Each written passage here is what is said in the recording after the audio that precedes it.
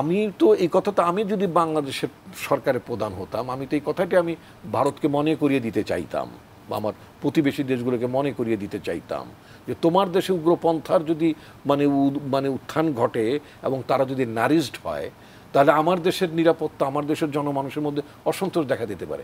আমি বারবার একটি কথা বলি, যেই রাষ্ট্রে মানে ধর্ম ভাষা নির্বিশেষে, যে রাষ্ট্রে অন্যান্য ওই নাগরিকরা যারা মানে মেজরিটিদের তুলনায় যাদের ভাষা ধর্ম মিলে যারা যাদেরকে সংখ্যালঘু বলে, তারা যখন নিরাপত্তাহীনতায় ভোগে, সে রাষ্ট্র তো সভ্য রাষ্ট্র না। তো ভারতে তো সংখ্যালঘুরা নিরাপত্তাহীনতায় ভোগে। ওখানে এক টুকরা মাংস ফ্রিজে গরুর গোস্ত আছে কিনা খুঁজতে, যে মানে প্রাইভেট বাহিনী যে হামলা করে মারধর করে মানুষ পিটিয়ে মেরে ফেলে, ব্যাগের মধ্যে কেউ মানে গরুর গোস্ত নিয়ে যাচ্ছে কিনা, আমার দেশে কেউ মানে আপনার মানে কচ্ছপ বা কাসিমের মাংস কেউ বহন করে যাচ্ছে কিনা, কেউ শুকরের মাংস বহন করে যাচ্ছে কিনা, আমি কি সেটা খুঁজতে যাই? আমার দেশে মানুষ খুঁজছে, দেখেছেন কোনো দিন বাংলাদেশে এই ধরনের ঘটনা ঘটেছে? নিশ্চয়ই ঘটে। ইট ইজ ইন্ডিভিজুয়াল চয়েস, কে সিঁদুর পরবে, কে মাথায় টুপি দেবে, কে ঘোমটা দেবে, কে নেকাব পরবে বা হিজাব পরবে, it is the individual choice. আমেরিকার প্রেসিডেন্ট বারাক ওবামা সাহেবকে দেখেছে এবং অন্যদের দেখেছে, তারা বাইবেলের উপর শপথ করে তারপরে তারা ইয়ে করেন, কি বলে আপনার প্রেসিডেন্ট হন, দায়িত্ব গ্রহণ করেন।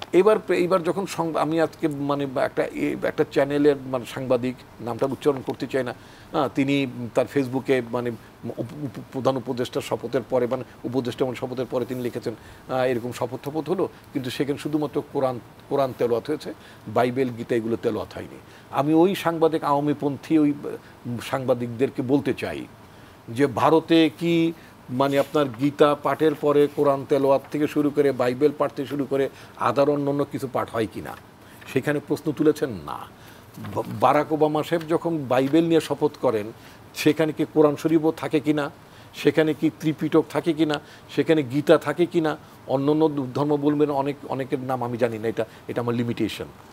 আমাদের তো এখন যদি তা যদি না থাকে, তাতে করে যদি আপনার বারাক ওবামা অথবা ট্রাম্প অথবা মিস্টার বাইডেন যদি উগ্রপন্থার প্রতিনিধি না হন, মৌলবাদী যদি না হন, তাহলে আমার দেশে হলে আমি মৌলবাদী হয়ে গেলাম।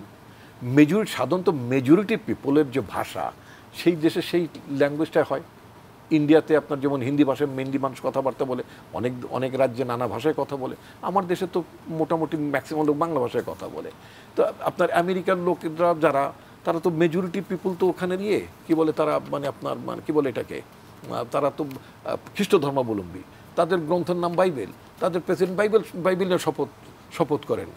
তো এইটার মধ্যে দোষ খোঁজার দরকারটা কি? দোষটা দেখতে হবে রাষ্ট্র তার নাগরিকদের প্রতি সাম্য প্রদর্শন করছে এখানে সেই জায়গাটিতে। তার রাষ্ট্রের নাগরিকরা হিন্দু মুসলমান বৌদ্ধ নির্বিশেষে প্রতিটি নাগরিক মানবিক মর্যাদা রাষ্ট্রে এনজয় করছেন কিনা প্রশ্ন তুলবেন সেইখানে।